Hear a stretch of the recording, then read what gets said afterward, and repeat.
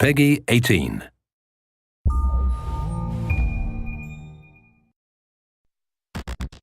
In 2001, a real-world exercise tested the emergency response to a bioterror attack on the continental United States. The operation was called Dark Winter.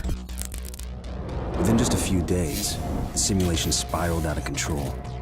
The operation predicted a rapid breakdown in essential institutions, civil disorder, and massive civilian casualties. Dark Winter has revealed how vulnerable we've become. Our lifestyle, our security, our safety depends on a delicate and unstable economy. We've created a system so complicated that we no longer understand how to control it. Oil, power, shipping, transport. We live in a complex world. And the more complex it gets, the more fragile it becomes. The system is built on a global supply chain that gets things where they're needed, just in time. We've created a house of cards. Remove just one, and everything falls apart. And what's fueling this system? Money. Americans can spend $90 billion in a single day of shopping. Last year, 200 million people swarmed their local stores on November 23rd. We call that day Black Friday.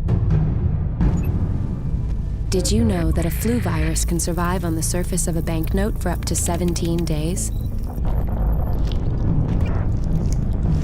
One day, there will be a pandemic. It could begin during the crush of Black Friday sales. A pathogen will jump from tainted banknotes to human skin, onto food, toys, children, and loved ones. By the time patient zero feels the first sore throat, millions of people will already be infected. From this point, the breakdown will happen fast. Day 1, hospitals will reach capacity. Panic will strike. Day 2, quarantine zones will be established. Resources will be rationed. Transport will go into lockdown. Day 3, international trade will stop. The oil will dry up. The stock market will collapse. Day 4, the power will fail. The shelves will be empty. The taps will run dry. And once hunger and despair take hold, people will do anything for survival. By day 5, everyone will be a potential threat. In 2007, a new presidential directive was signed quietly into law. This maps out the government's response to a crisis, a plan to cope with a real dark winter.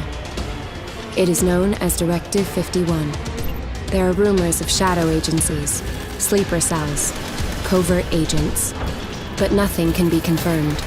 Our complex world is primed for breakdown. And once the chaos strikes, there won't be resources to save us all.